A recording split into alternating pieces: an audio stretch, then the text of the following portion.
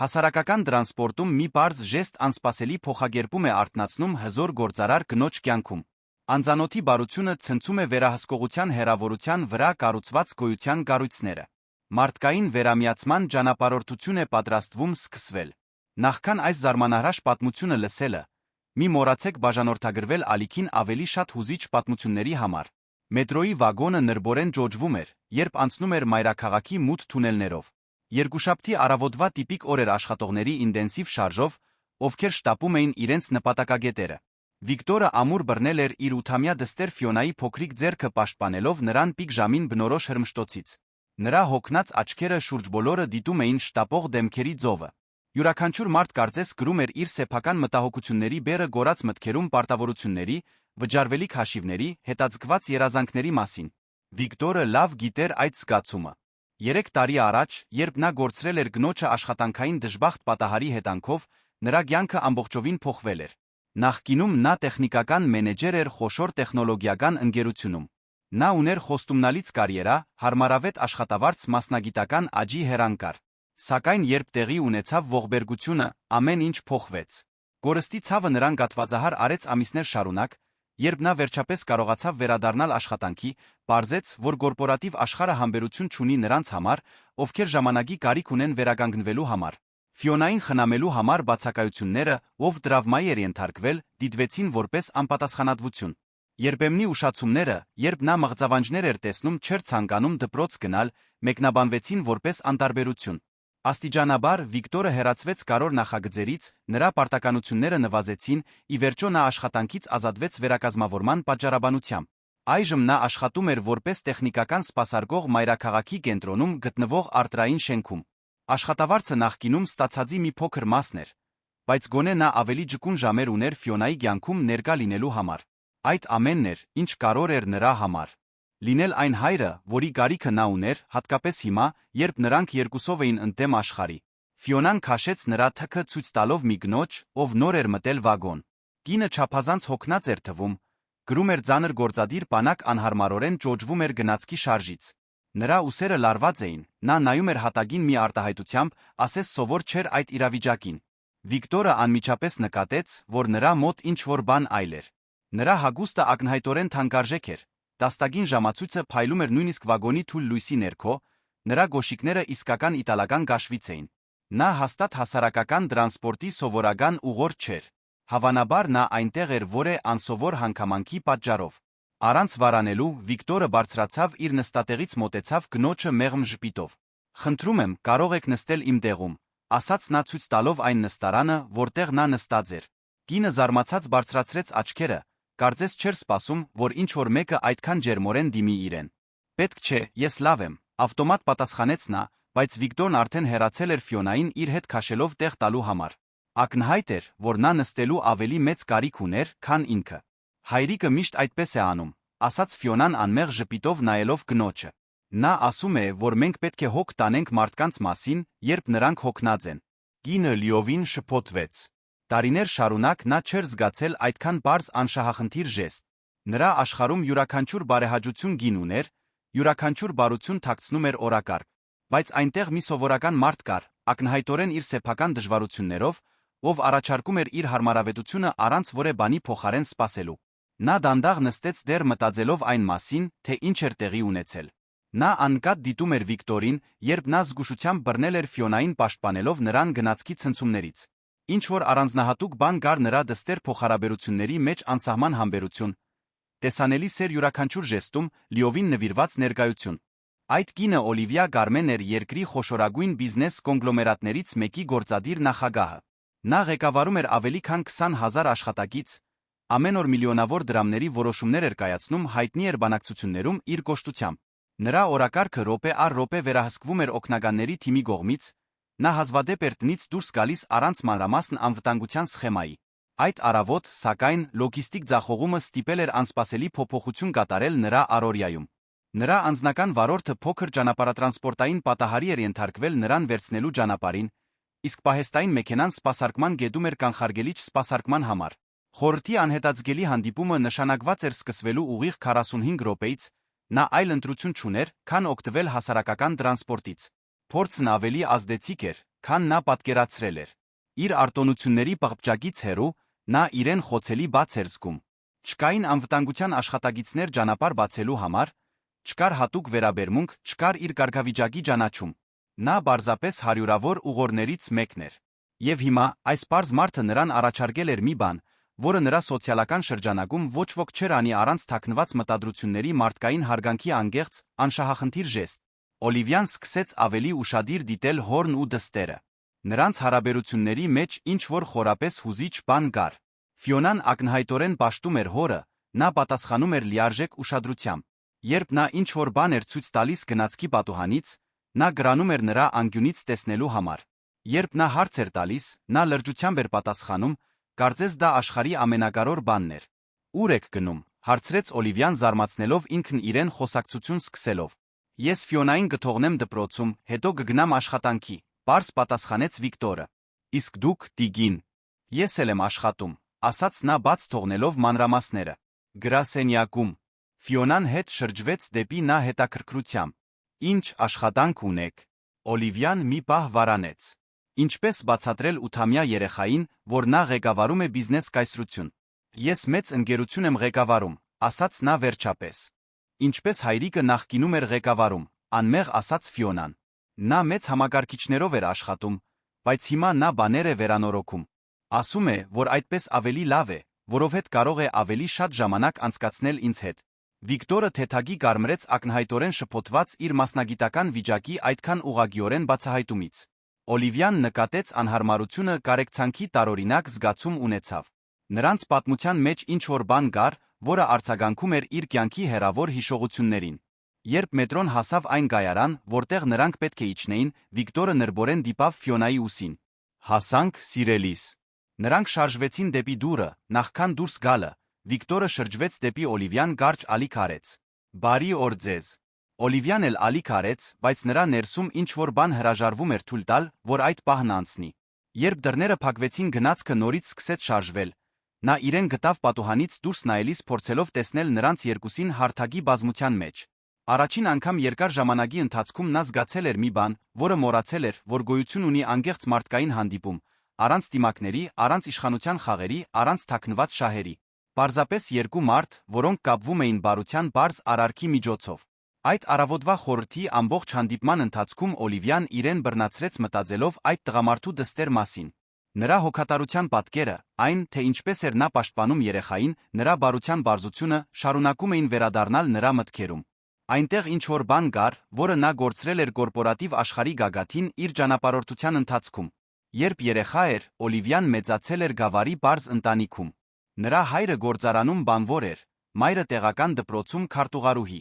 Նրանք ազնիվ, աշխատասեր մարդիկ էին, ովքեր ամենից վեր արժորում էին պարկեշտությունը։ Նա հիշում էր, թե ինչպես էր հայրը միշտ օգնում հարաններին, ինչպես էր մայրը երբեք ոչ ոքի տնից սոված դուրս չթողնում։ Բայց բիզնեսի հաջողության իր արագ վերելքի ընթացքում նա այդ արժեքները թողել էր հետում։ Նա սովորել էր, որ բիզնեսի աշխարհը անողոք է, որ կարեկցանքը դիտվում է որպես թուլություն, որ միակ հարգված լեզուն իշխանության փողի լեզուն է։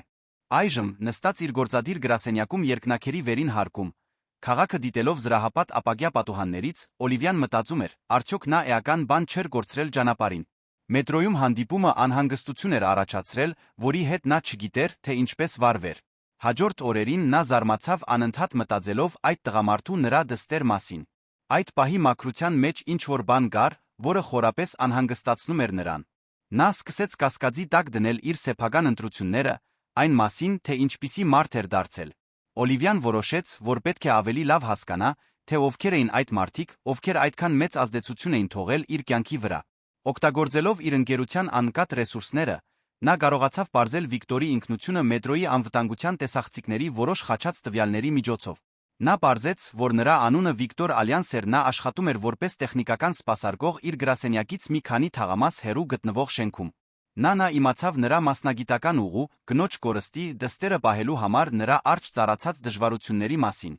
Ամենակարևորը, նա պարզեց, որ հանգստյան օրերին Վիկտորը կամավոր կերպով պատմություններ էր կարդում երեխաների համար այն թաղամասի համայնքային կենտրոնում, որտեղ նրանք ապրում էին։ Դա մի գործունեություն էր, որը նա անում էր մաքուր առատաձեռնությունից առանց որևէ բանի փոխարեն ստանալու։ պարզապես որովհետև հավատում էր պատմությունների փոխակերպող ուժին երեխաների կյանքում։ Մետրոյում այդ նշանակալի հանդիպումից մեկ շաբաթ անց Օլիվիան իրեն գտավ իր կորպորատիվ շենքի 22-րդ հարկի հանդիպումների սենյակում, բայց նրա միտքը լիովին այլ տեղ էր։ Մեծ էկրանին ցուցադրվող թվերն ու գրաֆիկները հեռու էին թվում, գրեթե անտեղի, համեմատած այն պատկերների հետ, որոնք նա չէր կարողանում հանել իր գլխից։ Մարկո Սալյանը, նրա գործադիր փոխնախագահը, աջ ձեռքը ավելի քան 5 տարի, նկատեց նրա շեղվածությունը։ Ամբողջ երամսյակային արդյունքների ներկայացման ընթացքում նա անսովոր անտարբերություն էր ցուցաբերել ֆինանսական մանրամասների նկատմամբ, որոնք սովորաբար հիացնում էին նրան։ Օլիվիա, լավ ես, հարցրեց Մարկոն, երբ հանդիպումն ավարտվեց, մյուս ղեկավարները դուրս եկան սենյակից։ Վերջերս դու տարբեր ես թվում։ Նա մի պահ վարանեց, մտածելով, թե արդյոք պետք է գիսվի իր մտածելակերպով։ Մարկոն հավակնոտ էր, հաշվենկատ, հավանաբար չէր հասկանա հասարակական տրանսպորտում այդ պատահական հանդիպման կարևորությունը։ Նրա համար այդ մարդասիրական հարցերը ցանկացած ընկերության հիմնական նպատակից շահույթի առավելագույնի հասցնելուց անհարկի շեղումներ էին։ Լավ եմ, վերջապես պատասխանեց նա։ Պարզապես մտածում եմ որոշ ռազմավարական փոփոխությունների մասին, որոնք հնարավոր է պետք է դիտարկենք։ Մարգոն հետաքրքրությամբ բարձրացրեց հոնքերը։ Ռազմավարական փոփոխությունները նրա մասնագիտությունն էին, հատկապես եթե դրանք նշանակում էին ընդլայնման հնարավորություններ կամ ծախսերի կրճատում։ Ինչպիսի փոփոխություններ։ Օլիվիան մոտեցավ պատուհանին, դիտելով ներքի փողոցներում մարդկանց շարժը։ Այդ բարձրությունից նրանք աննշան մրջյուններ էին թվում, բայց նա այժմ գիտեր, որ այդ փոքրիկ կերպարներից յուրաքանչյուրն ուներ պատմություն, ընտանիք, երազանքներ, իրական դժվարություններ։ Ես մտածում եմ ավելի ամուր սոցիալական պատասխանատվության ծրագիր իրականացնելու մասին, զգուշորեն ասաց նա։ Ինչ-որ բան, որը կենտրոնացած է խոցելի վիճակում գտնվող ընտանիքներին աջակցելու վրա, հատկապես միայնակ ծնողներին, ովքեր մասնագիտական դժվարությունների են բախվում։ Մարգոն հոնքերը կնջրոտեց։ Որպես թվերի մարդ նա անմիջապես սկսեց հաշվարկել նման նախաձեռնության պոտենցիալ ծախսերը։ Օլիվիա, դու գիտես, որ մեր բաժնետերերն արդեն կասկածի տակ են դնում մեր որոշ ծախսերը սոցիալական նախագծերի վրա։ Նրանք ցանկանում են տեսնել ներդրումների վերադարձ, ոչ թե բարեգործություն։ Իսկ եթե ես ասեմ, որ կարծում եմ, որ դա կարող է երկարաժամկետ եկամուտ բերել, հարցրեց նա դեռ պատուհանից նայելով։ Ավելի ներգրավված աշխատագիցներ, ավելի լավ հանրային իմիջ, հաճախորդների հավատարմություն, ովքեր գնահատում են սոցիալապես պատասխանատու ընկերությունները։ Մարգոն մոտեցավ նրան, ցածրացնելով ձայնը։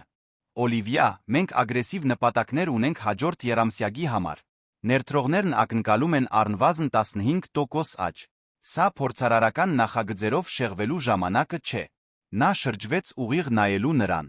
Տարիներ շարունակ նա վստահել էր նրա պրագմատիզմին, այն բանին, թե ինչպես էր նա կարողանում ցանկացած բարդ իրավիճակ հանգեցնել ծախսերի օգուտների պարզ հավասարման։ Բայց հիմա այս սառը մոտեցումը սկսում էր անհանգստացնել նրան։ Մարկո, երբ է վերջին անգամ, որ դու իրականում խոսել ես մեկի հետ, ով մեր սոցիալական շրջանագի մաս չէ, հարցրեց նա։ Մեկը, ով բախվում է իրական դժվարությունների, ով պետք է դժվար որոշումներ կայացնի վարձավճարը վճարելու կամ դեղորայք գնելու միջ։ Նա անգեղծորեն շփոթված թվաց հարցից։ Օլիվիա, մեր աշխատանքը աշխարհի խնդիրները լուծելը չէ։ Մեր աշխատանքը այս ընկերությունը արդյունավետ շահութաբեր կառավարելն է։ Իսկ եթե այդ երկու բաները փոխադարձաբար բացառող չլինեն, պնդեց նա։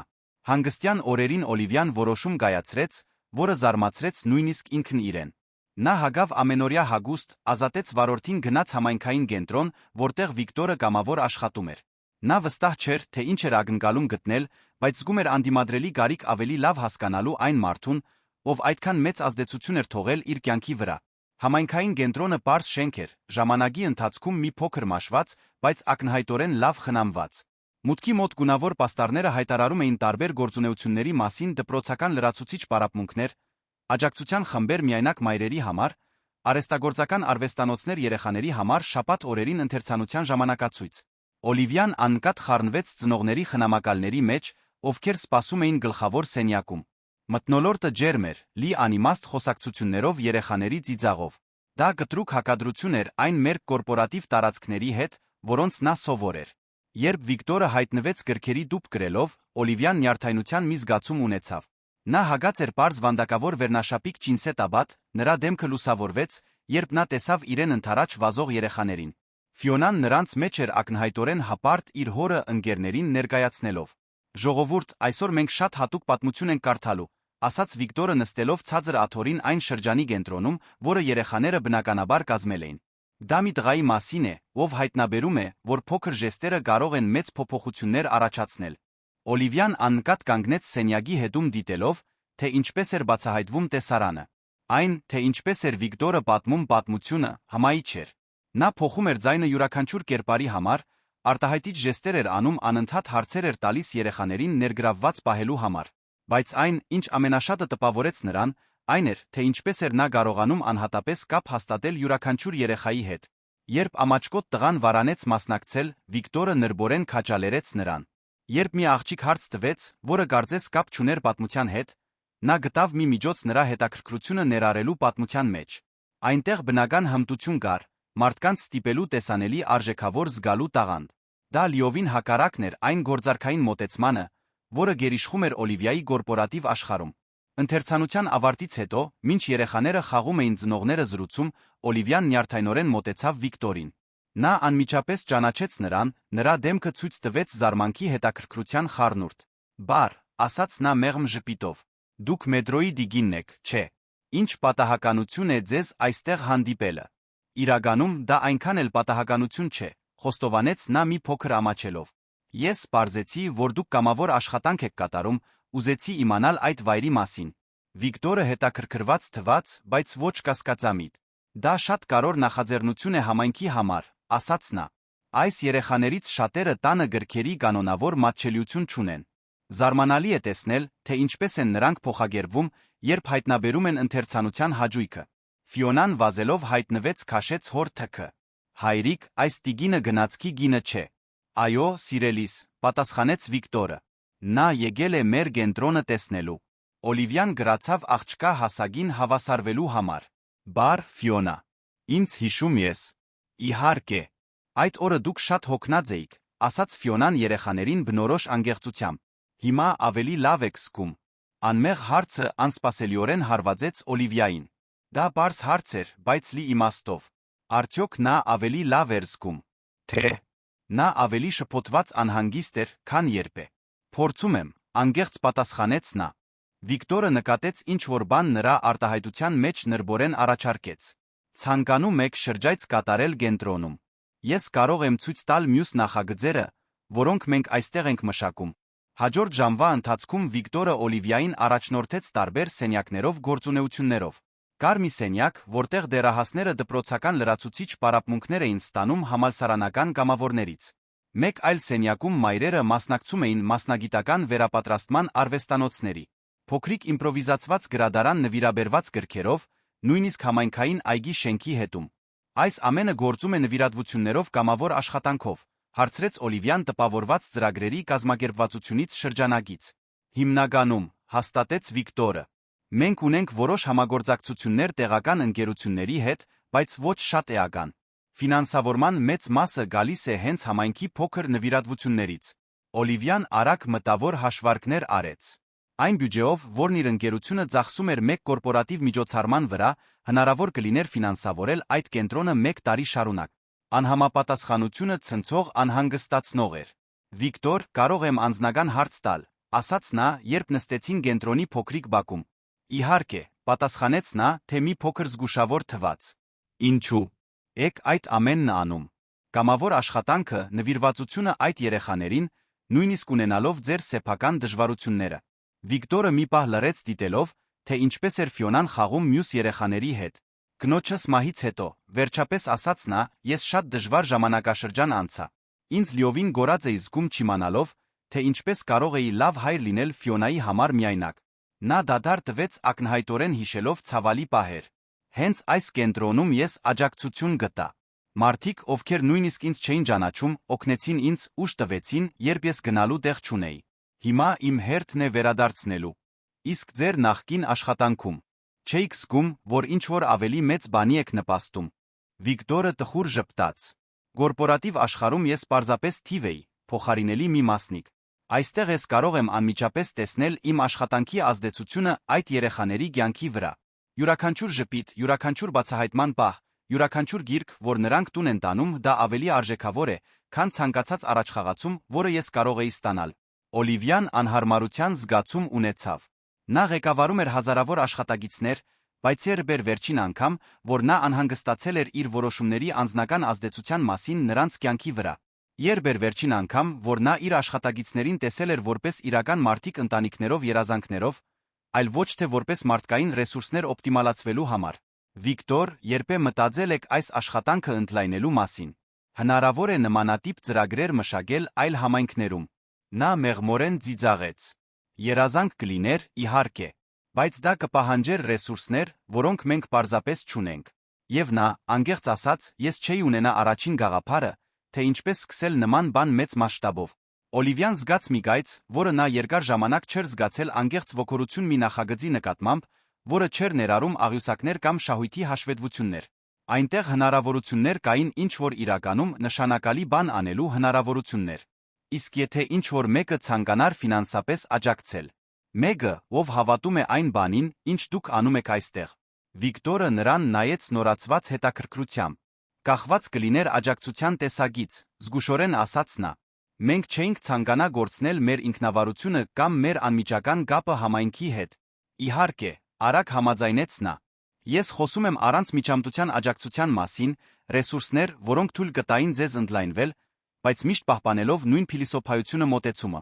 Երբ Օլիվիան վերջապես հրաժեշտ տվեց այդ կեսօրին, նրա միտքը լի էր հնարավորություններով։ Առաջին անգամ տարիների ընթացքում նա գտել էր մի բան, որը արթնացնում էր իր գիրքը ավանդական բիզնեսից դուրս։ Նա գտել էր մի միջոց օգտագործելու իր իշխանությունն ու ռեսուրսները մի բանի համար, որն իրականում կարևոր էր։ Բայց նա գիտեր, որ դա հեշտ չէր լինի։ Մարգոն խորհուրդը հավանաբար կդիմադրեին ցանկացած նախաձեռնության, որը զգալի ռեսուրսներ կշեղեր ավանդական ֆինանսական նպատակներից։ Նա պետք է լիներ ռազմավարական, խելացի համոզիչ։ Հաջորդ երկուշաբթի Օլիվիան հրավիրեց տնօրենների խորհրդի արտակարգ հանդիպում։ Նա ամբողջ հանգստյան օրերն անցկացրել էր մանրամասն առաջարկ մշակելով ֆինանսական կանխատեսումներով, ներդրումների վերադարձի վերլուծություններով մանրակրկիտ կառուցված իրականացման պլանով։ Հանդիպումների սենյակը լի էր ընկերության ամենակարևոր ղեկավարներով։ Մարգոն զբաղեցրել էր իր սովորական դիրքը Օլիվիայի աջ կողմում մի փոքր անհանգիստ արտահայտությամբ։ Նա փորձել էր պարզել նրա մտադրությունները ամբողջ առավոտ, բայց նա խուսափողական էր մնացել առաջարկի մանրամասների վերաբերյալ։ Պարոնայք, սկսեց Օլիվիան, այսօր ես ցանկանում եմ ներկայացնել մի նախաձեռնություն, որը կարող է փոխակերպել ոչ միայն մեր հանրային իմիջը, այլ մեր իրական ազդեցությունը հասարակության վրա։ Նա միացրեց պրոյեկտորը բացահայտելով ներկայացման վերնագիրը։ Միացյալ համայնքի նախագիծ, կորպորատիվ սոցիալական պատասխանատվության նոր մոտեցում։ Ահարոն Մյուլլերը ֆինանսական տնօրենը արդեն նշումներ էր անում թերահավատ արտահայտությամբ։ Պետրոս Օլինսը մարքեթինգի բաժնի պատասխանատուն, հետաքրքրված, բայց զգուշավոր թվաց։ Խորհրդի մյուս անդամները սպասում էին հետաքրքրությամբ։ Մեր ընկերությունը միշտ հպարտացել է իր ֆինանսական արդյունքներով, շարունակեց Օլիվիան։ Բայց եկել է պահը, որպեսզի մենք ընդլայնենք հաջողության մեր սահմանումը։ Ես առաջարկում եմ ստեղծել համայնքային կենտրոնների ցանց, որոնք կտրամադրեն գրթական, մասնագիտական սոցիալական աջակցություն խոցելի վիճակում գտնվող ընտանիքներին։ Մարգոն անհարմարորեն շարժվեց իր աթոռին։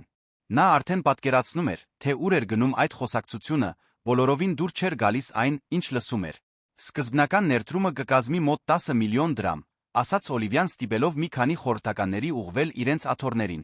Բաշխված 3 տարվա ընթացքում նախատեսելով 15 կենտրոնների ստեղծում մետրոպոլիտենի տարբեր թաղամասերում։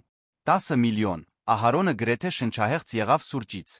Օլիվիա, դա կազմում է մեր տարեկան բյուջեի մոտ 15%-ը ընդլայնման համար։ Կարող եք բացատրել, թե որն կլինի այս նախաձեռնության անմիջական ֆինանսական եկամուտը։ Օլիվիան կանխատեսել էր այս հարցը։ Եկամուտը ոչ միայն ֆինանսական կլինի, Ահարոն։ Մենք խոսում ենք մեր կորպորատիվ իմիջի զգալի բարելավման, աշխատագիտների ներգրավվածության աճի, սոցիալապես պատասխանատու ընկերությունները գնահատող տաղանդների ներգրավման սոցիալական նախագծերի համար հարկային արտոնություններ ստանալու պոտենցիալի մասին։ Պետրոսը առաջ թեքվեց։ Մարքեթինգի տեսանկյունից ես կարող եմ տեսնել արժեքը, մտածմունքով ասաց նա։ Այս նախագծի շուրջ լավ կառուցված արշավը կարող է շատ դրական աղմուկ առաջացնել։ Բայց 10 միլիոնը դեռ բարձր խաղադրույք է թվում։ Մարգոն վերջապես որոշեց խոսել։ Օլիվիա, ամբողջ հարգանքով, բայց սա ավելի շատ անձնական բարեգործություն է թվում, քան բիզնես ռազմավարություն։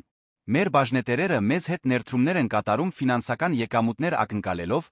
ոչ թե հավակնոտ սոցիալական նախագծեր։ Սենյակում լարվածությունը շոշափելի էր։ Օլիվիան գիտեր, որ սա վճռական պահն էր։ Եթե նա հիմա չկարողանար համոզել խորհրդին, ապագայում գրեթե անհնար կլիներ վերադառնալ այդ հարցին։ Մարկո, դու ճիշտ ես բաժնետերերի ակնկալիքների մասին, հանգիստ ասաց նա, բայց դու թերագնահատում ես նրանց խելքը։ Ամենաբարդ ներդրողներն այսօր արդեն հասկացել են, որ կայուն սոցիալական նպատակ ունեցող ընկերությունները երկարաժամկետ հեռանկարում ավելի անվտանգ ներդրումներ են։ Նա սեղմեց հաջորդ սլայդը ցույց տալով սպառողների կորպորատիվ սոցիալական պատասխանատվության վերաբերյալ հետազոտությունների տվյալներ։ Հայաստանյան սպառողների 78%-ը նախընտրում է այն ապրանքանիշերը, որոնք ցուցաբերում են անկեղծ սոցիալական պարտավորություն։ Որակավորված մասնագետների 68%-ը նախապատվություն է տալիս այն ընկերություններին, որոնց արժեքները համահունչ են իրենցին աշխատանք ընտրելիս։ Ահարոնը դեռ թերահավատ էր թվում։ Նույնիսկ եթե այդ թվերը ճիշտ են, ինչպես կարող ենք չափել նման նախագծի հաջողությունը։ Դա նման չէ ապրանքների կամ ծառայությունների վաճառքին, որտեղ մենք ունենք հստակ չափորոշիչներ։ Հիանալի հարց, պատասխանեց Օլիվիան։ Մենք ունենանք հատուկ ցուցանիշներ սպասարկվող ընտանիքների թիվը, դպրոցական առաջադիմության բարելավման տոկոսը երեխաների մոտ, մասնագիտական վերապատրաստում ստացող մեծահասակների քանակը, սպասարկվող համայնքների բավարարվածության ինդեքսը։ Եվ այս ամենը արտաքինորեն գաուդիտի կենթարկվի թափանցիկությունն ապահովելու համար։ Քննարկումը շարունակվեց գրեթե 2 ժամ։ Կային պահեր, երբ Օլիվիան զգում էր, որ գործնում է խորհրդին, հատկապես երբ Մարգոն կասկածի տակ դրեց, թե արդյոք նա չէր ենթարկվում էմոցիոնալ գործոնների ազդեցությանը, այլ ոչ թե ռացիոնալին։ Բայց աստիճանաբար որոշ խորհրդականներ սկսեցին անկեղծ հետաքրքրություն ցուցաբերել։ Պետրոսը ակնհայտորեն ոգորված էր մարքեթինգի հնարավորություններով։ Աննա Լիմենը խորհրդի միակ մյուս կինը մարդկային ռեսուրսների ոլորտի պատասխանատուն, զգալի ներուժ տեսավ կազմակերպական մթնոլորտը բարելավելու համար։ Ես կցանկանայի առաջարկել փոփոխված տարբերակ, վերջապես ասաց Ահարոնը։ Ինչու՞։ Չսկսենք փորձնական նախագծով։ 3 միլիոն դրամ, 2 կենտրոն, 1 տարվա տողություն։ Եթե արդյունքները դրական լինեն, կդիտարկենք ընդլայնումը։ Մարգոն հոնքերը կնջրոտեց։ Նույնիսկ 3 միլիոնը նրան շատ էր թվում այն բանի համար, ինչ նա համարում էր ռիսկային արկած։ Եվ ով կլինի պատասխանատու այս նախագիծը կառավարելու համար։ Մեր թիմն արդեն ծանրաբեռնված է ներկայիս նպատակներով։ Ես արդեն մտածել եմ այդ մասին, ասաց Օլիվիան։ Մենք ունենք 2 տարբերակ վարձել սոցիալական նախագծերում մասնագիտացված խորհրդատվական ընկերություն,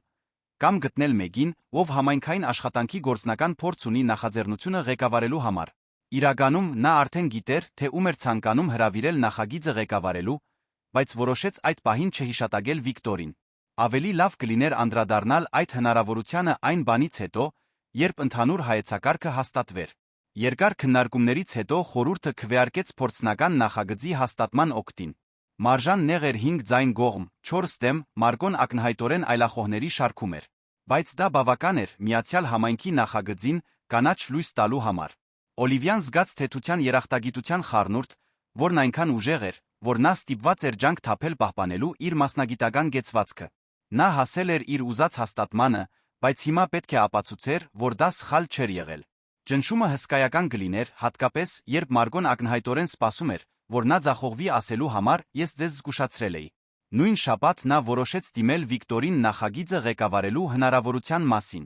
Բայց նա ցանկանում էր դա անել զգուշորեն առանց հովանավորող կամ հայրական թվալու։ Ուրբաթ կեսօրին նա հայտնվեց այն շենքում, որտեղ աշխատում էր Վիկտորը։ Նա պարզել էր, որ նա սովորաբար օդորակման համակարգերի սպասարկումն էր կատարում վերին հարկերում աշխատանքային օրվա ավարտին, երբ քիչ մարդիկ կային անհանգստացնելու համար։ Նա գտավ նրան 20-րդ հարկում մանրակրկիտ ստուգելով կենտրոնական համակարգի յուրաքանչյուր միավորը։ Նա կենտրոնացած էր աշխատանքի վրա գրելով պարզ արտահագուստ գրելով լավ կազմակերպված գործիքների տուփ։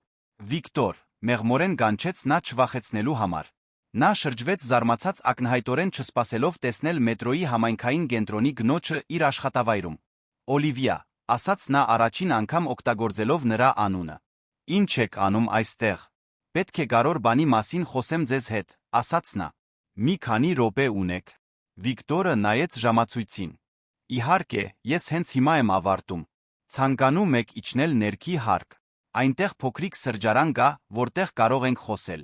15 րոպե անց նրանք նստած էին սրճարանի աննկատ սեղանի շուրջ 2 պարզ սուրճով։ Օլիվիան տարօրինակ կերպով նյարդային էր զգում։ Նա ղեկավարել էր հանդիպումներ միլիոնատեր ներդրողների հետ առանց թարթելու։ Բայց հիմա անկեղծորեն անհանգիստ էր այն մասին, թե ինչպես Վիկտորը կարձագանքի իր առաջարկին։ Վիկտոր, կարող եմ անկեղծ լինել ձեզ հետ, սկսեց նա։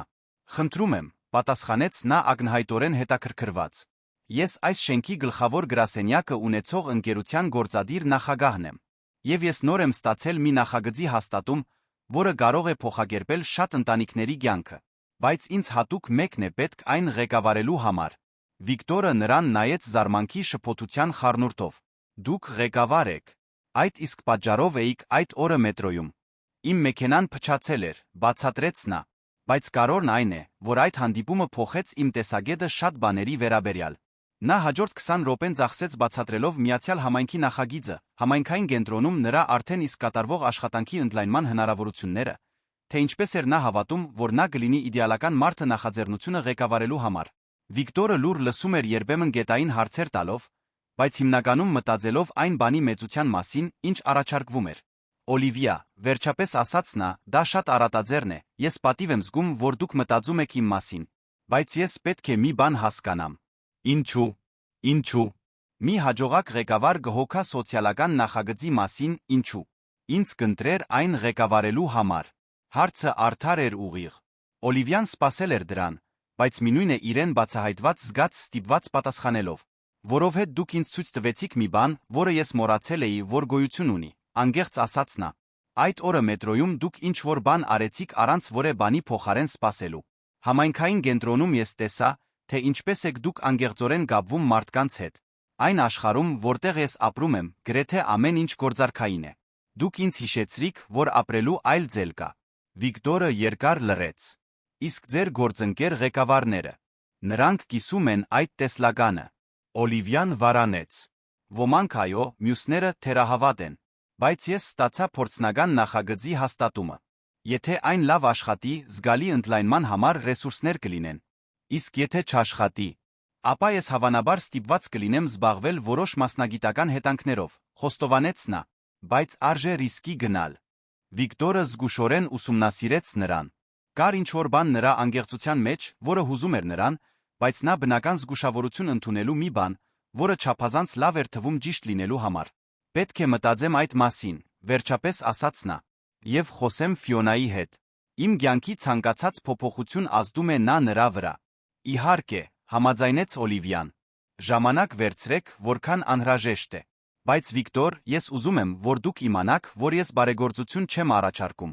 Ես առաջարկում եմ աշխատանքի հնարավորություն, որտեղ դուք կարող եք օգտագործել ձեր իրական տաղանդները ավելի մեծ մասշտաբով փոփոխություն կատարելու համար։ Երբ նրանք հրաժեշտ տվեցին այդ կեսօրին, երկուսն էլ գիտեին, որ ինչ-որ բանի շեմին էին, որը կարող էր ընդմիշտ փոխել իրենց կյանքը։ Օլիվիան իր ամենահամարձակ քայլն էր արել այն պահից ի վեր, երբ ստանձնել էր ընկերության նախագահի պաշտոնը։ Վիկտորը կանգնած էր նշանակալի աշխատանքի վերադառնալու հնարավորության առջ, բայց լիովին այլ պայմաններում, քան նախկինում էր իմացել։ Նրա պատասխանը գորոշեր ոչ միայն Միացյալ Համայնքի նախագծի ապագան, այլ այն, թե արդյոք Օլիվիան կկարողանա ապացուցել ինքն իրեն, որ հնարավոր է օգտագործել կորպորատիվ իշխանությունը անգեղծորեն մարդկային նպատակների համար։ Հաջորդ ամբողջ շաբաթ Վիկտորն իրեն լիովին բաժանված էր զգում։ Օլիվիայի առաջարկը անընդհատ զբաղեցնում էր նրա մտքերը աշխատանքի ընթացքում, Ֆիոնայի հետ ճաշելիս, քնելուց առաջ լուռ պահերին։ Դա մի հնարավորություն էր, որը նա երբեք չէր պատկերացրել, որ կարող է առաջանալ իր կյանքում։ Բայց ոգորության հետ մեկտեղ նա խորը անհանգստություն կար։ Նա ամենացավալի ձով էր սովորել, որ կորպորատիվ աշխարհը կարող է անողոք լինել այն մարդկանց նկատմամբ, ովքեր ընտանիքին առաջնահերթություն էին տալիս մասնագիտական պահանջներից։ Նախկին աշխատանքում աստիճանաբար մարգինալացվելու հիշողությունը դեռ հետապնդում էր նրան։ Հայրիկ, ինչ-որ բանով անհանգստանում ես, հարցրեց Ֆիոնան մի գիշեր, մինչ նա օգնում էր նրան տնային առաջադրանքների հարցում։ Այսօր շատ լուռ ես։ Վիկտորը նայեց դստերը նրա խելացի ընկալունակ աչքերին, որոնք միշտ կարողանում էին կարդալ նրա զգացմունքները ավելի լավ, քան ցանկացած մեծահասակ։ Ինչպես բացատրել 8-ամյա երեխային մի որոշման բարդությունները, որը կարող էր լիովին փոխել իրենց կյանքը։ Մտածում եմ աշխատանքի մասին, վերջապես ասաց նա։ Հիշում ես մետրոյում հանդիպած տիկնոջը։ Նա ինձ այլ հնարավորություն առաջարկեց։ Հոգնած կինը, Ֆիոնան անմիջապես հիշեց։ Ինչպիսի հնարավորություն։ Մի աշխատանք, որտեղ ես կարող էի ավելի շատ մարդկանց օգնել, ինչպես անում ենք համայնքային կենտրոնում, բայց ավելի մեծ մասշտաբով։ Ֆիոնայի աչքերը լուսավորվեցին։ Դա լավ կլիներ, չէ։ Դու միշտ ուրախ ես, երբ այնտեղ երեխաներին ես օգնում։ Նրա տեսակետի պարզությունը ստիպեց նրան ժպտալ։ Ֆիոնայի համար հարցը պարզ էր, եթե աշխատանքը հորը ուրախացնում էր օգնում էր այլ մարդկանց, ակնհայտորեն նա պետք է ընդուներ։ Այո, սիրելիս, լավ կլիներ։ Բայց դա մեզ համար նա մեծ փոփոխություն կլիներ։ Փոփոխությունները կարող են լավ լինել, ասաց Ֆիոնան երեխաներին բնորոշ անգիտագից իմաստնությամբ։ Մայրիկը միշտ ասում էր, որ փոփոխությունները նոր գրքերի պես են։ Մենք միայն կիմանանք, թե արդյոք դուր կգան, եթե բացենք կարդալու։ Այդ դիտարկումը, որն արձագանքում էր իր հանգուցյալ կնոջ խոսքերին, խորապես հուզեց Վիկտորին։ Դա հենց այնպիսի բան էր, որ նա գասեր միշտ լավատես, միշտ պատրաստ ընդունելու նոր հնարավորություններ։ Հաջորդ շաբաթ օրը Վիկտորը կայացրեց իր որոշումը։ Նա զանգահարեց Օլիվիային, խնդրեց կրկին հանդիպել։ Այս անգամ նա առաջարկեց, որ նա գա իրենց տուն, որպեսզի ավելի լավ ծանոթանա իր իրական միջավայրին, իսկապես հասկանա, թե ով էր ինքը։ Այն տունը, որտեղ Վիկտորն ապրում էր Ֆիոնայի հետ, համեստ էր, բայց հարմարավետ։ Փոքրիկ երկհարկանի տուն միջին խավի թաղամասում։ Արջում մանրակրկիտ այգիով, որը Ֆիոնան պնդում էր պահել լի գունավոր ծաղիկներով։ Ներքին պատերը զարդարված էին նրա նկարներով, ընտանեկան լուսանկարներով, որոշ բույսերով, որոնք Վիկտորը խնամքով էր պահում։ Երբ Օլիվիան ժամանեց հագած ամենօրյա հագուստ վարելով աննկատ մեքենա, Վիկտորը նկատեց, որ նա անգեղծորեն նյարդային էր։ Ակնհայտ էր, որ այնտեղ լինելը իր վերահսկվող ծանոթ միջավայրից հեռու նրան խոցելի էր դարձնում այնպես, ինչպես նա սովոր չէր։ Ձեր տունը գեղեցիկ է, ասաց նա դիտելով մանրակրկիտ դետալները, որոնք տարածքը հատուկ էին դարձնում։ Շատ լավ էներգիա ունի։ Ֆիոնան վազելով հայտնվեց խոհանոցից, որտեղ թխվածքաբլիթներ էր պատրաստում տարեց հարանուհու հետ, ով երբեմն օգնում էր նրան, երբ Վիկտորն աշխատում էր։ Օլիվիա, դուք եկաք մեր տուն։ Այո, եկա, պատասխանեց Օլիվիան ձնգի իջնելով աղջկա հասակին հավասարվելու համար։ Ուզում եմ ավելի լավ իմանալ, թե որտեղ եք ապրում։ Հաջորդ ժամվա ընթացքում Վիկտորը Օլիվիային առաջնորդեց տան միջով բացատրելով,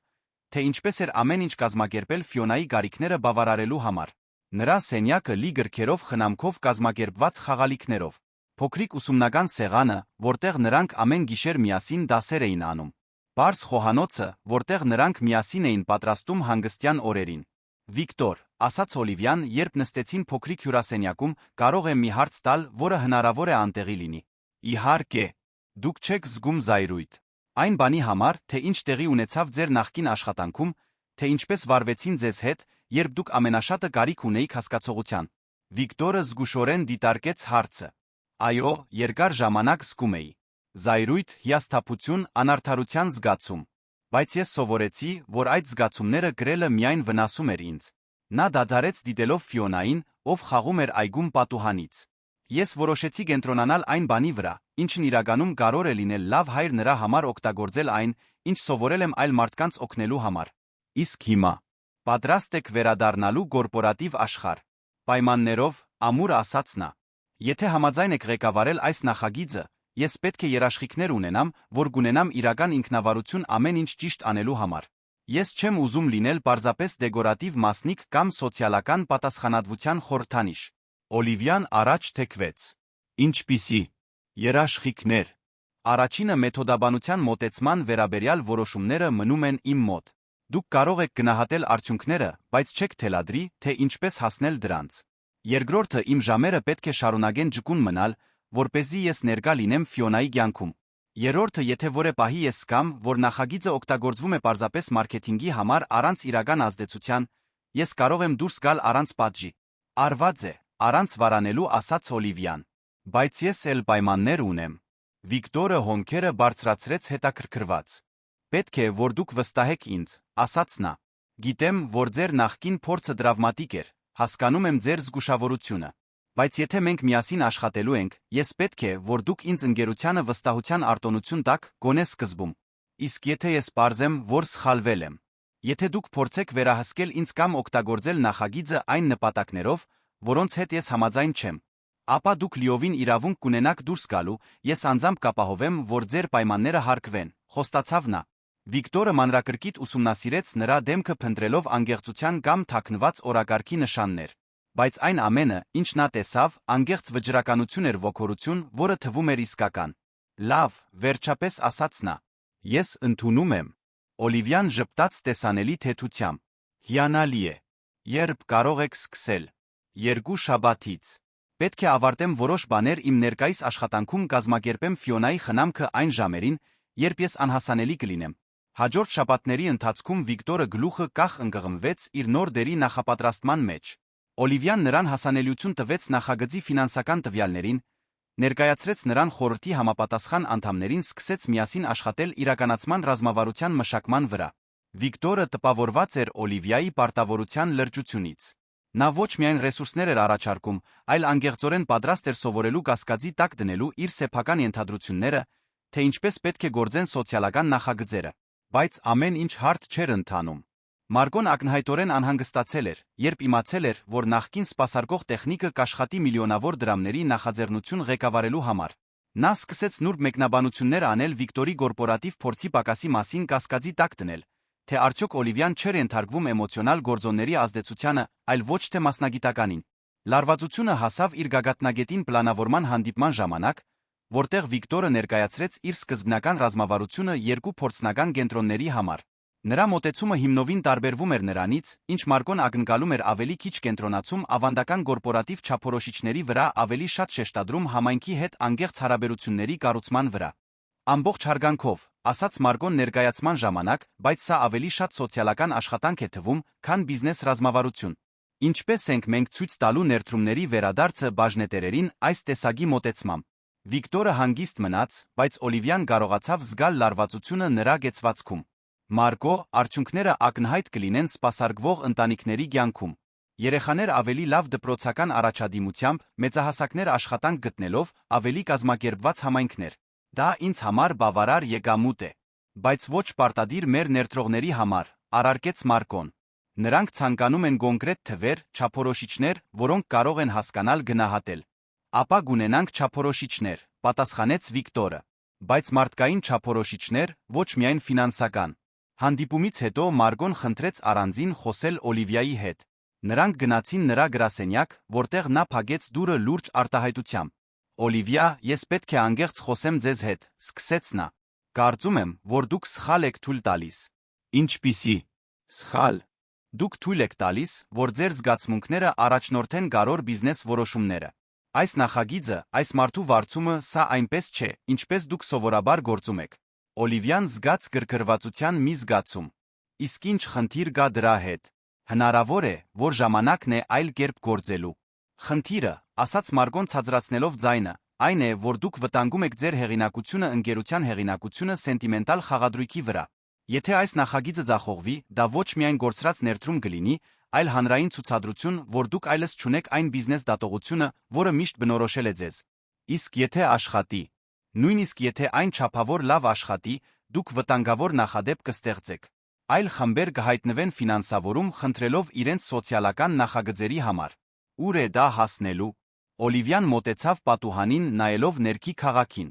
Մարգոյի խոսքերը արձագանքում էին իր սեփական անապահովություններից մի քանիսին։ Արդյոք նա իսկապես ճիշտ բան էր անում, թե թույլ էր տվել, որ անսպասելի էմոցիոնալ կապը տանի իրեն։ Մարգո, վերջապես ասաց նա, ես հասկանում եմ ձեր մտահոգությունները, բայց ես հավատում եմ, որ ընկերության կյանքում կան պահեր, երբ դուք պետք է ռիսկի գնաք իսկապես աճելու համար։ Սա այդ պահերից մեկն է։ Իսկ եթե սխալվում եք, ապա ես ամբողջ պատասխանատվությունը կկրեմ հետանքների համար։ Մարգոն լուրջ գլխով արեց։ Հուսով եմ, որ դուք գիտեք, թե ինչ եք անում, Օլիվիա։ Որովհետև եթե այս նախագիծը ձախողվի, ես կարող եմ երաշխավորել, որ խորհրդում մարդիկ կլինեն, ովքեր կասկածի տակ կդնեն ոչ միայն նախաձեռնությունը,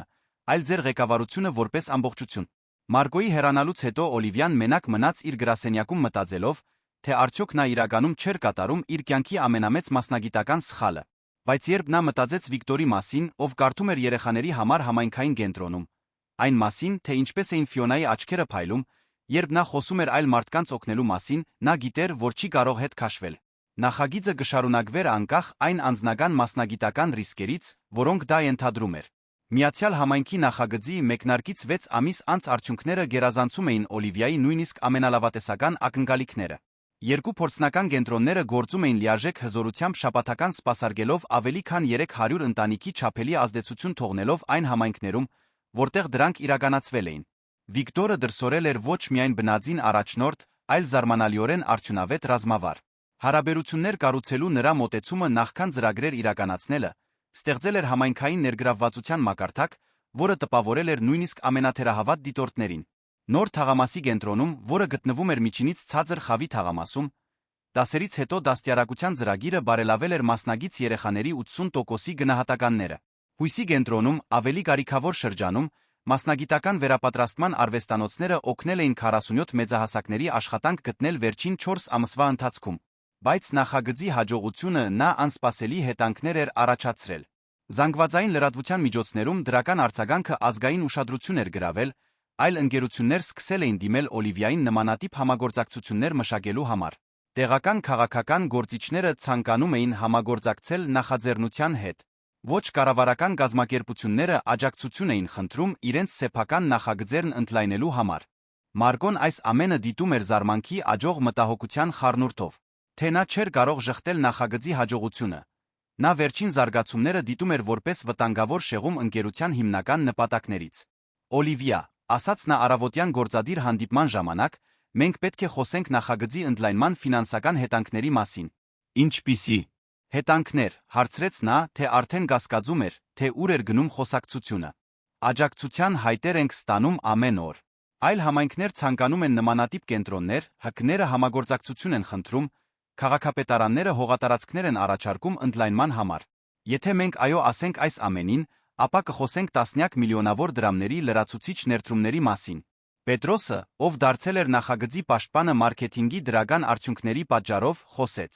Բայց Մարկո, հանրային ներգրավվածության թվերը ֆանտաստիկ են։ Մեր ապրանքանիշը երբեք այդքան դրական ընկալում չի ունեցել։ Դրական ընկալումը շահաբաժիններ չի վճարում, առարկեց Մարկոն։ Եվ մեր հիմնական բաժնետերերը սկսել են հարցեր տալ մեր ներդրումային առաջնահերթությունների ապագայի մասին։ Օլիվիան ստամոքսում մի հանգույց զգաց։ Նա գիտեր, որ այդ պահը ի վերջո կգա այն կետը, որտեղ նախագծի հաջողությունը կդառնա իր սեփական թակարդը ստեղծելով ակնկալիքներ պահանջներ, որոնք դժվար կլինի բավարարել ընկերության ավանդական բյուջետային սահմանափակումների շրջանակներում։ Որոնք են բաժնետերերի կոնկրետ մտահոգությունները, հարցրեց նա։ Նրանք երաշխիքներ են ցանկանում, որ մենք ընկերությունը չենք վերածի բարեգործական կազմակերպության, ուղիղ ասաց Մարկոն։ Եվ անկեղծ ասած, ոմանք կասկածի տակ են դնում, թե արդյոք դուք դեռ ունեք անհրաժեշտ կենտրոնացում այս մեծության կորպորացիան ղեկավարելու համար։ Մեկնաբանությունը հարվածեց Օլիվիային, ինչպես բռունցքով հարված։ Նա իր կարիերան կառուցել էր անխնա կենտրոնացած լինելով ֆինանսական արդյունքների վրա։ Հիմա նրան հարցեր էին տրվում հենց այն բանի համար, ինչը միշտ եղել էր իր ամենամեծ ուժը։ Մարկո, ասաց նա վերահսկվող ձայնով, մեր ֆինանսական արդյունքները մնում են ամուր։ Իրականում, մենք ունեցել ենք վերջին 2 տարվա լավագույն եռամսյակը։ Առայժմ, ասաց նա, բայց եթե մենք շարունակենք ռեսուրսներ ուշադրություն շեղել սոցիալական նախագծերին, որքան ժամանակ կպահանջվի, մինչ դա կազդի մեր հիմնական կատարողականության վրա։ Հանդիպումն ավարտվեց ընդլայնման բոլոր հայտերը վերանայելու որոշմամբ նախքան որե լրացուցիչ պարտավորություն ստանձնելը։ Օլիվիան գիտեր, որ դա Մարկոյի կողմից խորհրդում նախագծի դեմ ընդդիմություն կառուցելու համար ժամանակ շահելու նրբագեղ միջոց էր։ Այդ կեսօրին նա որոշեց ուղղակիորեն խոսել Վիկտորի հետ իրավիճակի մասին։ Նրանք հանդիպեցին նոր թաղամասի կենտրոնում, որտեղ նա վերահսկում էր դեռահասների համար արվեստի նոր արվեստանոցը։ Վիկտոր, ես պետք է անկեղծ լինեմ ձեզ հետ ներքին ճնշումների մասին, որոնց մենք բախվում ենք, ասաց նա, մինչ նրանք քայլում էին կենտրոնի միջանցքներով։ Նա դադարեց քայլել ուղիղ նայեց նրան։ Ինչպիսի ճնշումներ։ Մարկոն խորհրդի որոշ անդամներ անհանգստացած են նախագծի ընդլայնման արժեքից։ Կա դիմադրություն ավելի շատ ռեսուրսներ հատկացնելու համար։ Վիկտորը լուրջ գլխով արեց։ Սպասելի էր։ Ես միշտ գիտեի, որ դա կարող է տեղի ունենալ։ Բայց դուք չեք հասկանում, շտապողականությամբ ասաց Օլիվիան։ Դա միայն փողի մասին չէ։ Նրանք կասկածի տակ են դնում իմ դատողությունը, ընկերությունը ղեկավարելու իմ կարողությունը։ Եթե նախագիծը չեղարկվի կամ կտրուկ կրճատվի, դա կարող է լուրջ հետանքներ ունենալ իմ դիրքի համար։ Եվ ինչ եք ուզում անել։ Օլիվիան վարանեց։ Անկեղծ ասաց։ Ես ուզում եմ պայքարել։ Ես ուզում եմ ընդլայնել նախագիծը, ցույց տալ, որ հնարավոր է ղեկավարել շահութաբեր ընկերություն դեռս իրական փոփոխություն կատարել աշխարհում։ Բայց ես չգիտեմ, թե արդյոք բավարար աջակցություն ունեմ այս մարտը հաղթելու համար։ Վիկտորը նստեց մոտակա նստարանին ակնհայտորեն մտածելով նրա խոսքերի հետանքների մասին։ Օլիվիա, կարող եմ ուղիղ հարց տալ։ Իհարկե։ Եթե դուք պարտվեք այս մարտում, եթե ստիպված լինեք հետ քաշվել կամ նույնիսկ հեռանալ ընկերությունից, դուք կզղջաք, որ սկսել եք նախագիծը։ Հարցը նրան անսպասելիորեն բռնեց։ Նա այնքան էր կենտրոնացել իրավիճակի ռազմավարական քաղաքական կողմերի վրա, որ չէր դադարել դիտարկել ամեն ինչի հիմքում ընկած հիմնարար հարցը։ Ոչ, վերջապես ասաց նա զարմացնելով ինքն իրեն պատասխանի հստակությամբ. նույնիսկ եթե ամեն ինչ սխալ ընթանա, ես չեմ զղջա։ Այս վերջին ամիսները ինձ ցույց տվեցին, թե ով եմ ես իրականում ուզում լինել։ Վիկտորն առաջին անգամ ժպտաց խոսակցության սկզբից ի վեր։ Ուրեմն դուք արդեն գիտեք, թե ինչ պետք է անեք։ Պայքարել, հաստատեց նա, բայց խելացիորեն։ Դուք ավելի լավ եք ճանաչում կորպորատիվ աշխարհը, քան ես։ Որն է աջակցություն ստանալու լավագույն ռազմավարությունը։ Հաջորդ շաբաթվա ընթացքում Օլիվիան անխոնջ աշխատեց կառուցելու նախագծի ընդլայնման ամուր պաշտպանություն։ Նա հավաքեց մանրամասն տվյալներ ներդրումների վերադարձի մասին, ներառյալ աշխատագիտների ներգրավվածության, ապրանքանիշի արժեքի նույնիսկ վերլուծություններ, թե ինչպես էր նախագիծը նպաստել նոր տաղանդների ներգրավմանը։ Բայց նրա ամենահամարձակ ռազմավարությունը խորհրդի ամենադիմադրող անդամներին անձամբ համայնքային կենտրոններ այցելելու հրավիրելն էր։ Նա ցանկանում էր, որ նրանք իրենց աչքերով տեսնեին կատարվող աշխատանքի իրական ազդեցությունը։ Ահարոնը ֆինանսական տնօրենը առաջինն էր, ով ընդունեց հրավերը։ Նրա այցը հույսի կենտրոն համընկավ մի ներկայացման հետ, որը երեխաները պատրաստում էին իրենց ապագա մասնագիտական երազանքների մասին։ Օլիվիան անկատ դիտում էր, թե ինչպես էր Ահարոնը զրուցում 9-ամյա մի աղջկա հետ, ով ցանկանում էր ինժեներ դառնալ ոգեշնչված կենտրոնի գիտության արվեստանոցներից։ Նա տեսավ, թե ինչպես փոխվեց նրա արտահայտությունը, երբ մի դեռահաս բացատրեց, թե ինչպես էր դաստիարակության ծրագիրն օգնել նրան բարելավել իր գնահատականները երազել համալսարան ընդունվելու հնարավորության մասին։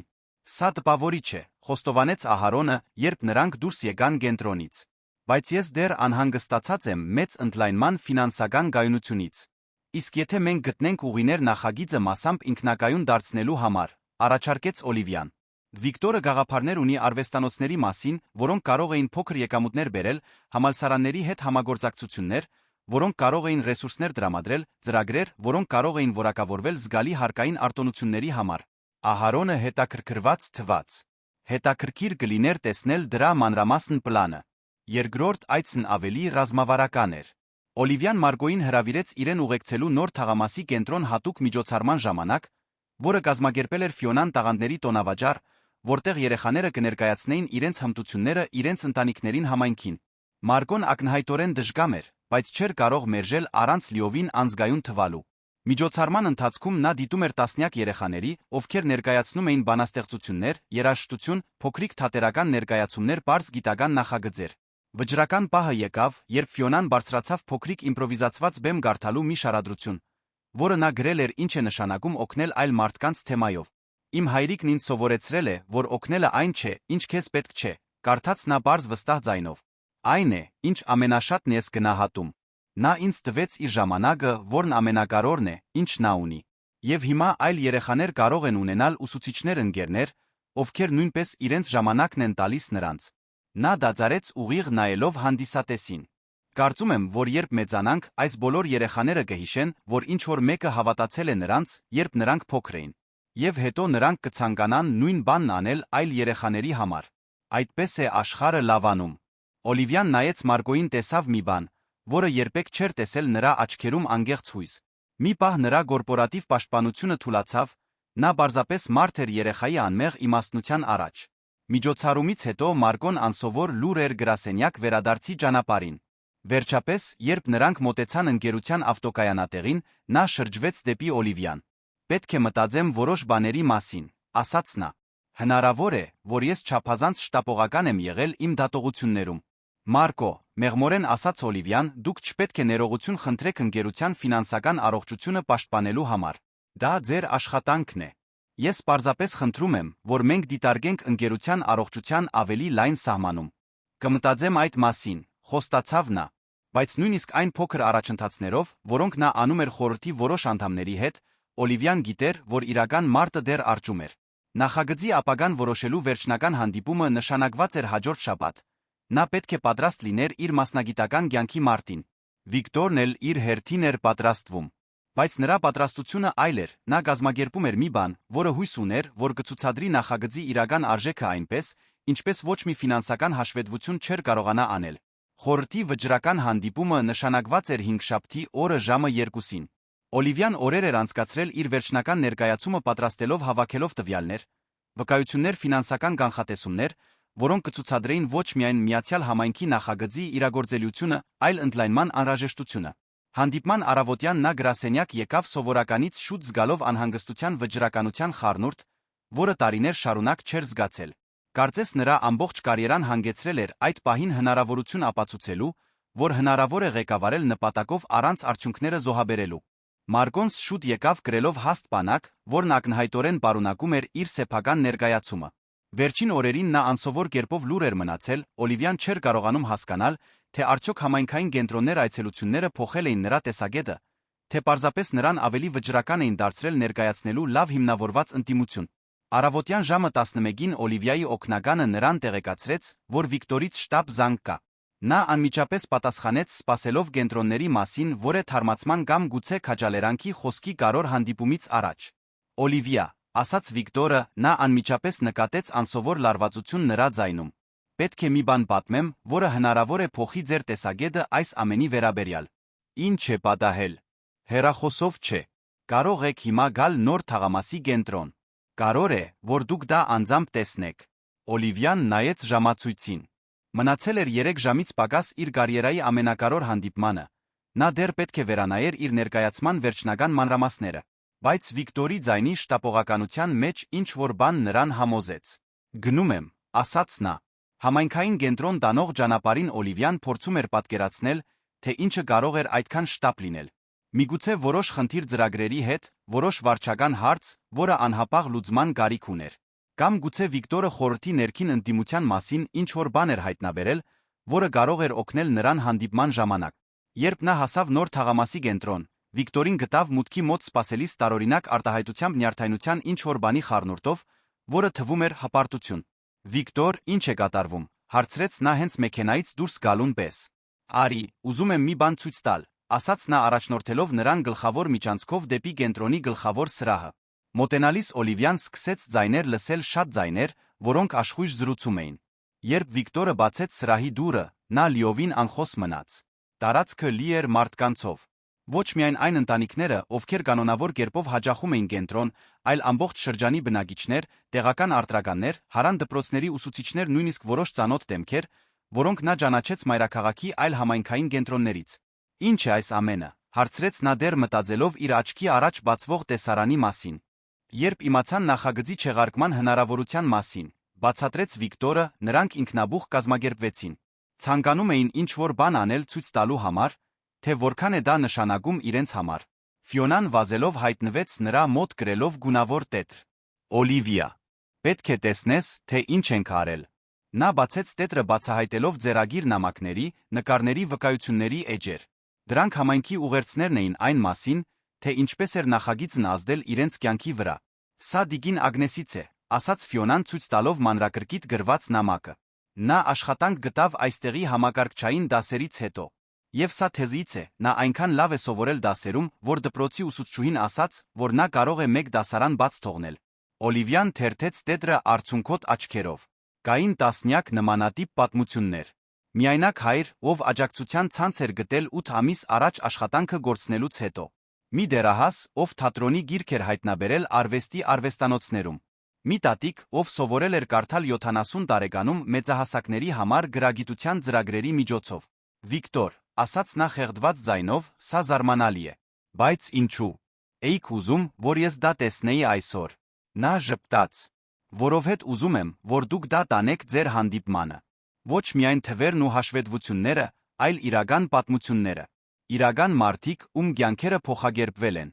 Բայց դա չի տեղավորվի կորպորատիվ ներկայացման մեջ, բողոքեց նա։ Խորհուրդը ակնկալում է օբյեկտիվ տվյալներ, ֆինանսական կանխատեսումներ։ Ապա տարեք երկուսն էլ, առաջարկեց մի ձայն նրա հետից։ Օլիվիան շրջվեց զարմացավ տեսնելով Մարկոյին սրահի մուտքի մոտ կանգնած մտածմունքային արտահայտությամբ դիտելով ամբողջ տեսարանը։ Մարկո, ինչ եք անում այստեղ։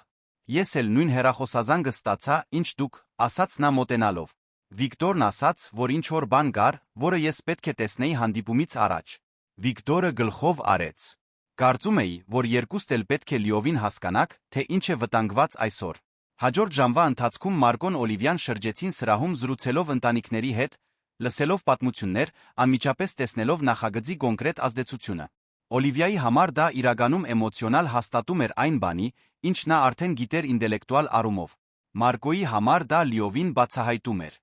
Ամենաազդեցիկ պահը եկավ, երբ մի կին մոտեցավ նրանց երկու փոքր երեխաների հետ։ Դուք այն ընկերության ղեկավարն եք, որը ստեղծել է այս նախագիծը, հարցրեց նա Օլիվիային։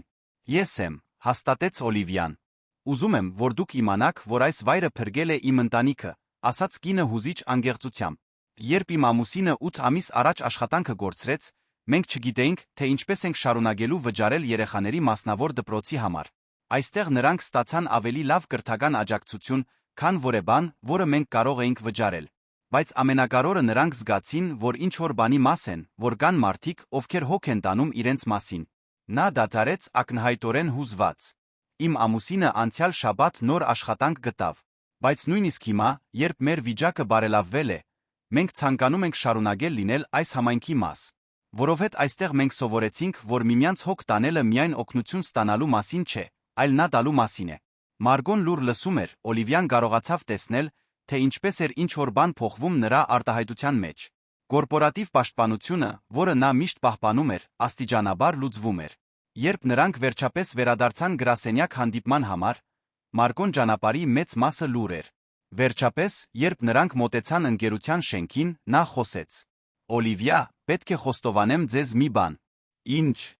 Ես շաբաթներ եմ անցկացրել նախագծի ընդլայնման դեմ փաստարկներ պատրաստելով։ Ես ունեի տվյալներ ծախսերի մասին, ռիսկերի վերլուծություններ, համեմատություններ մրցակից ընկերությունների հետ, որոնք խստորեն կենտրոնանում են շահույթի վրա։ Ես պատրաստ էի մարտի։ Իսկ հիմա հասկանում եմ, որ պայքարում էի սխալ բանի դեմ, ասաց նա։ Խոսքը շահույթի նպատակի միջ ընտրություն կատարելու մասին չէ։ Խոսքը բիզնեսի հաջողության իմաստը վերասահմանելու մասին է։ Օլիվիան զարմացած նայեց նրան։ Դա նշանակում է, որ դուք կաջակցեք ընդլայնմանը։ Ավելին, քան դա, վճռականորեն ասաց Մարկոն։ Ես կառաջարկեմ, որ մենք դա անենք ավելի հավակնոտ կերպով, քան դուք ի սկզբանե առաջարկել էիք։ Հաջորդած խորհրդի հանդիպումը տարբերվում էր ընկերության պատմության մեջ եղած ցանկացած այլ հանդիպումից։ Աղյուսակներով ֆինանսական կանխատեսումներով սկսելու փոխարեն Օլիվիան ներկայացրեց համայնքի կողմից պատրաստված վկայությունների տետրը։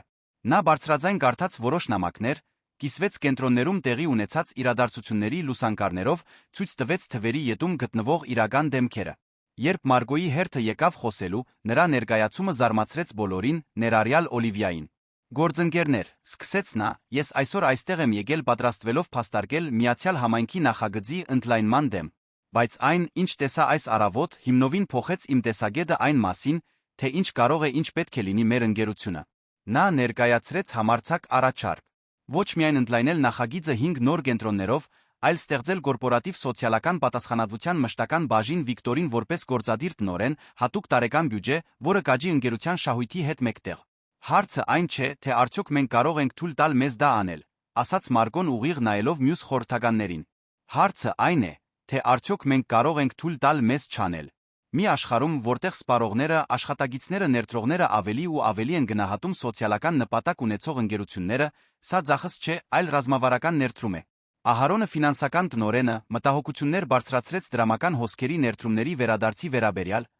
բայց նրա ընդդիմությունը ակնհայտորեն ավելի քիչ եռանդուն էր, քան նախորդ հանդիպումներում։ Պետրոսը ոգորված էր մարքեթինգի հանրային ներգրավվածության հնարավորություններով։ Աննան ներուժ տեսավ կազմակերպական մթնոլորտը տաղանդների պահպանումը զգալիորեն բարելավելու համար։ Երբ եկավ քվեարկության պահը, արդյունքը զարմանալիորեն պարզ էր 7 ձայն կողմ, 2 դեմ, 1 ձեռնպահ։ Օլիվիան թեթության երախտագիտության այնքան ուժեղ ալիք զգաց, որ ստիպված էր ջանք թափել պահպանելու իր մասնագիտական կեցվածքը։ Նա հաղթել էր ոչ միայն նախագծի համար մղվող մարտում,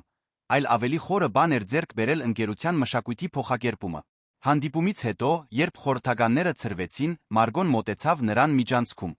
Օլիվիա, ասաց նա, ուզում եմ ներողություն խնդրել այն բանի համար, թե ինչպես էի ես ի սկզբանե դեմ դուրս եկել դրան։ Եվ ուզում եմ շնորհակալություն հայտնել, որ ինձ ցույց տվեցիք, որ ղեկավարելու այլ միջոց էլ կա։ Մարկո, պատասխանեց նա, դուք պետք չէ ներողություն խնդրեք ընկերության շահերը պաշտպանելու համար։ Մեզ պետք էր այդ լարվածությունը ապահովելու համար, որ մենք դա անենք ճիշտ ձով։ Իսկ հիմա, ինչպես եք զգում ընկերություն ղեկավարելու մասին, որը պաշտոնապես պարտավորվում է ինչպես շահույթին, այնպես էլ նպատակին։ Օլիվիան ժպտաց իր մասնագիտական ինքնության մասին ավելի հստակ զգալով, քան տարիներ շարունակ։ Զգում եմ, որ վերջապես գտել եմ այն առաջնորդի տեսակը, որը միշտ ցանկացել եմ լինել, ասաց նա։ Եվ զգում եմ, որ այս ընկերությունը պատրաստվում է դառնալ ինչ-որ շատ հատուկ բան։ Այդ գիշեր Օլիվիան զանգահարեց Վիկտորին հանդիպման արդյունքները կիսելու համար։ Երբ նա պատասխանեց, նա լսում էր Ֆիոնայի երգը հետին պլանում հավանաբար պատրաստվելով քնելու։ Վիկտոր, ասաց նա, մենք շատ աշխատանք ունենք անելու։ Պատրաստ եք ղեկավարելու մի բան, որը շատ ավելի մեծ է, քան երբեք պատկերացրել ենք։ Ես պատրաստ էի առաջին օրվանից, պատասխանեց նա։ Բայց Օլիվիա, ես ուզում եմ, որ դուք իմանաք։ Այն, ինչ դուք արեցիք այսօր, միայն նախագիծը փրկելը չէր։ Դուք ապացուցեցիք, որ հնարավոր է օգտագործել կորպորատիվ իշխանությունը աշխարհում իրական դրական փոփոխություններ ստեղծելու համար։ Մենք դա ապացուցեցինք, ուղղեց նա։ Բոլորս միասին։ Մետրոյում այդ պատահական հանդիպումից 3 տարի անց Վիկտորի Օլիվիայի կյանքերը լիովին փոխակերպվել էին։ Բայց ամենակարևորը նրանք փոխակերպել էին հազարավոր այլ մարդկանց կյանքերը ճանապարհին։ Այդ ամենը փոխած հանդիպումից 3.5 տարի անց Վիկտորն արթնացավ երկուշաբթի օրը նպատակային այն ծանոթ զգացումով, որն այժմ ուղեկցում էր նրա օրերը։ Որպես կորպորատիվ սոցիալական պատասխանատվության բաժնի գործադիր տնօրեն նա վերահսկում էր մետրոպոլիտենի տարածքում տեղակայված 12 համայնքային կենտրոններ, 40 աշխատագիտներից բաղկացած թիմ ծրագրեր, որոնք սպասարկում էին ավելի քան 5000 ընտանիքի։ Բայց այդ առավոտ հատուկ բան գար օդում։ Դա այն օրն էր, երբ նա Ֆիոնան, որն այժմ գրեթե 12 տարեկան էր, կբացեին ընկերության մինչ այժմ ամենահավակնոտ նախագիծը շարժական գրադարանների ցանց, որը գրքեր կրթական գործունեություն կհասցներ անմիջապես ծայրամասերի ամենամեկուսացված համայնքներին։ Հայրիկ, կարծում ես, որ մայրիկը հպարտ կլիներ, հարցրեց Ֆիոնան, մինչ նրանք նախաճաշում էին իրենց նոր տանը դեռ համեստ, բայց հարմարավետ այգիով, որտեղ նա տասնյակ տեսակի ծաղիկներ էր տնկել։ Վիկտորը դադարեց հացին մուրաբա քսելուց քնքշությամբ նայեց դստերը։ Նա շատ էր մեծացել վերջին տարիներին ոչ միայն ֆիզիկապես, այլ իմաստնությամբ կարեկցանքով։ Նա հաճախում էր մասնավոր դպրոց լիարժեք կրթաթոշակով։ Ոչ թե Օլիվիայի նվիրատվություն, այլ արժանինքների ծրագիր, որը հենց ընկերությունն էր ստեղծել աշխատագիտների երեխաների համար։ Համոզված եմ, որ կլիներ, պատասխանեց նա։ Նա միշտ ասում էր, որ ամենակարևորը այն չէ, ինչ մենք ձեռք ենք բերում մեզ համար, այլ այն, ինչ թողնում ենք ուրիշներին։ Աշխատանքի ճանապարհին այժմ օգտագործված, բայց հուսալի մեքենայով, որը նա գնել էր տնօրենի աշխատավարձով, Վիկտորը մտածում էր վերջին տարիների բոլոր փոփոխությունների մասին։ Որոշները ակնհայտ էին ավելի լավ ֆինանսական գայունություն, մասնագիտական ճանաչում, այն բավարարվածությունը, որ տեսնում էր, թե ինչպես են երազանքներով սկսված նախագծերն իրականություն դառնում։ Բայց մյուս փոփոխություններն ավելի նուրբ խորն էին։ Նա վերականգնել էր իր ինքնավստահությունը որպես մասնագետ, հայտնաբերել էր, որ ունի առաջնորդական հմտություններ, որոնց մասին երբեք չէր իմացել, ամենակարևորը գտել էր մի միջոց հարգելու իր կնոջ հիշատակը աշխատանքի միջոցով, որն իրականում փոփոխություն էր կատարում աշխարհում։ Երբ նա հասավ ընկերության կենտրոնական գրասենյակ, Օլիվիան արդեն սպասում էր նրան հանդիպումների սենյակում համայնքային կենտրոնների ամսական հաշվետվություններով։ Վերջին տարիներին նա տեսանելիորեն փոխվել էր։ Գործադիր խստությունը դեռ կար, բայց այժմ ուղեկցվում էր հանգստությամբ անկեղծությամբ, որոնք նախկինում չկային։ Բարի առավոտ, Վիկտոր, ասաց նա ժպիտով։ Պատրաստ եք մեծ օրվա համար։ Ավելի քան պատրաստ, պատասխանեց նա։ Համայնքները անհամբեր սպասում են։ Որոշ երեխաներ երբեք գրադարան չեն տեսել, նույնիսկ շարժական։ Նրանք վերանայեցին մեկնարկի վերջնական մանրամասները։ 3 հատուկ հարմարեցված ավտոբուսներ, յուրաքանչյուրը գրելով ավելի քան 1000 գիրք, ուսումնական նյութեր ինտերակտիվ գործունեության համար սարքավորումներ։ Առաջին կանգառը կլիներ մայրաքաղաքից 2 ժամ հեռավորության վրա գտնվող գյուղական համայնքում, որտեղ սպասում էին գրեթե 300 երեխաներ։ Վիկտոր, ասաց Օլիվիան, երբ նրանք ավարտեցին օրակարգի վերանայումը, կարող եմ անձնական հարց տալ։ Միշտ կարող եք։ Երբ զղջում եք։ Նախկին աշխատանքի անվտանգությունը թողնելու համար, մեզ հետ այս արկածին մասնակցելու համար։ Վիկտորը ժպտաց։ Դա մի հարց էր, որը Օլիվիան երբեմն տալիս էր, նա կասկածում էր, որ դա գալիս էր նրա անապահովությունից այդքան մեծ ռիսկի դիմելու համար ստեղծելու ինչ-որ նոր անորոշ բան։ Օլիվիա, մեղմորեն ասաց նա, եթե դուք հարցնում եք, թե արդյոք ես ինչ-որ բան կփոխեի, պատասխանը ոչ է։ Այդ նախկին աշխատանքը ինձ աշխատավարձ կարգավիճակ էր տալիս, բայց այս աշխատանքը ինձ իմաստ է տալիս։ Եվ ինձ համար դա ավելի արժեքավոր է, քան ցանկացած ավանդական անվտանգություն։ Նույնիսկ այն բոլոր մարտահրավերներով, որոնց մենք բախվեցինք։ Խորհրդի հետ կոնֆլիկտները, իրականացման դժվարությունները, այն դեպքերը, երբ մենք գրեթե կորցրեցինք ֆինանսավորումը։ Հատկապես այդ մարտահրավերների պատճառով, ասաց Վիկտորը։ Դրանք ինձ հիշեցրին, որ կյանքի ամենաարժեքավոր բաները միշտ պայքար են պահանջում ձեռք բերելու պահպանելու համար։ Խոսակցությունը ընդհատվեց Ֆիոնայի ժամանումով, ով դպրոցից շուտ էր եկել մասնակցելու շարժական գրադարանների մեկնարկին։ Նա այժմ կանոնավոր կերպով մասնակցում էր ընկերության միջոցառումներին ոչ միայն որպես տնօրենի դուստր, այլ որպես երիտասարդ ակտիվիստ իր իրավունքով։ Հայրիկ Օլիվիա, ոգորված ասաց նա, լրագրողներն արդեն եկել են։ Եվ ներքում մի անակնկալ կա, որին դուք չեք հավատա։ Նրանք միասին իջան շենքի ներքի հարկ, որտեղ ավտոբուսները կայանված էին փոքր բազմության շրջապատում։ Բայց այն, ինչ զարմացրեց նրանց, այն էր, որ բազմությունը բաղկացած չէր միայն լրագրողներից ընկերության աշխատակիցներից։ Կային տասնյակ մարդիկ, որոնց Վիկտորը անմիջապես ճանաչեց համայնքային կենտրոնների ընտանիքներ, երեխաներ, ովքեր մասնակցել էին ծրագրերին, մեծահասակներ, ովքեր աշխատանք էին գտել վերապատրաստման արվեստանոցների միջոցով, կամավորներ, ովքեր տարիների ընթացքում միացել էին նախագծերին։ Նրանք կազմակերպվել էին գալու աջակցելու մեկնարկին, բացատրեց Աննան, ով այժմ համակարգում էր սոցիալական նախագծերի ներքին հաղորդակցությունը։ Ասացին, որ ցանկանում էին երախտագիտություն հայտնել ներկա լինել այս մեկ այլ կարևոր պահին։ Վիկտորը տեսանելիորեն հուզվեց։ 3 տարի շարունակ նա ամեն օր աշխատել էր այդ համայնքների հետ, բայց տեսնել այդ բոլոր մարդկանց ինքնաբուխ կերպով մոբիլիզացված նոր նախաձեռնություն նշելու համար խորապես հուզիչ էր։ Օլիվիան, դիտելով տեսարանը, բավարարվածության ալիք զգաց, որը գերազանցում էր ցանկացած ավանդական կորպորատիվ հաջողություն, որը նա զգացել էր իր կարիերայում։ Այնտեղ էին իր որոշումների իրական արդյունքները ոչ թե աղյուսակներում կամ շահույթի հաշվետվություններում, այլ մարդկանց դեմքերում կյանքերում։ Մեկնարկի միջոցառումը լիովին հաջող էր։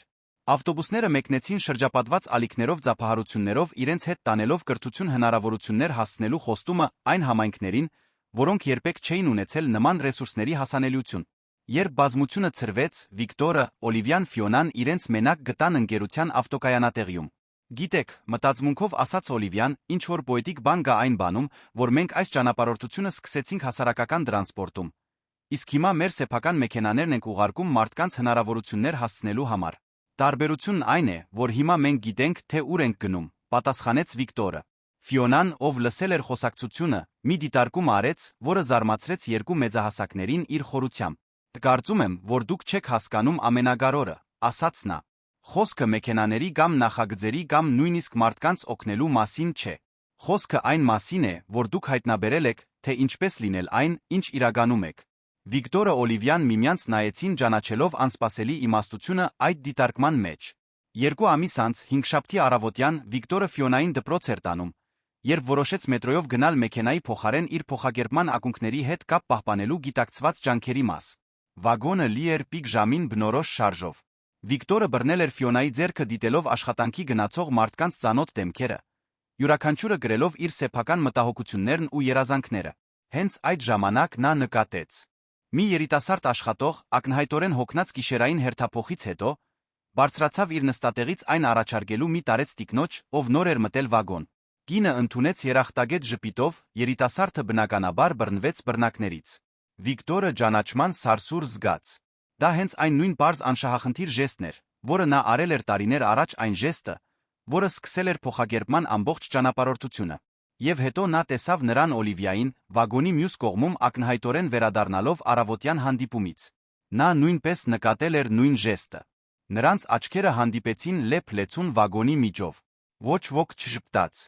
ոչ ոք ալիք չարեց, բայց երկուսն էլ լիովին հասկացան այդ պահի իմաստը։ Բարությունը շարժվել էր։ Շրջանակը լրիվ էր։ Երբ մետրոն հասավ Ֆիոնայի գայարան, Վիկտորը նա շարժվեցին դեպի դուռը։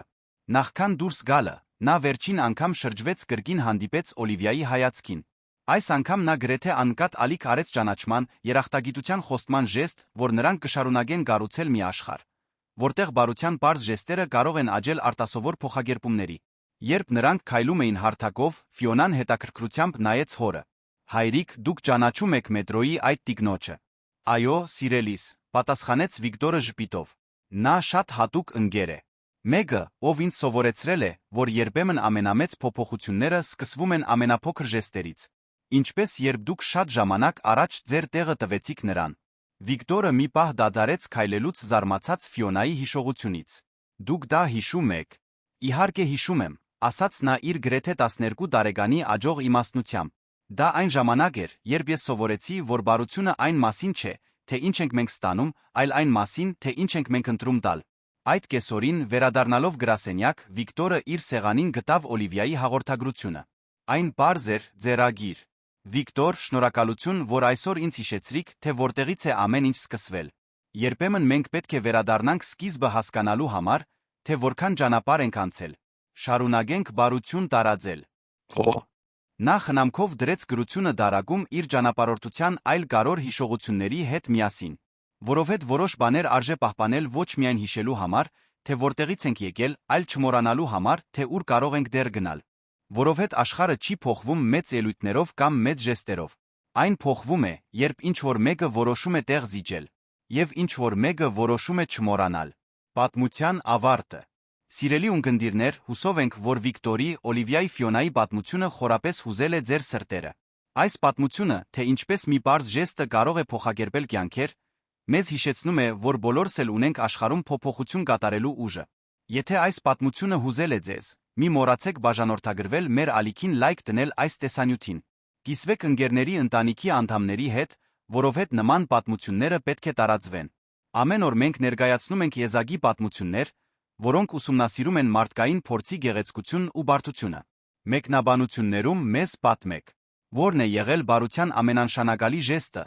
որը դուք երբես ստացել կամ առաջարկել եք։ Ձեր սեփական պատմությունները կարող են ոգեշնչել այլ ունկնդիրների։ Մինչ հաջորդ պատմությունը։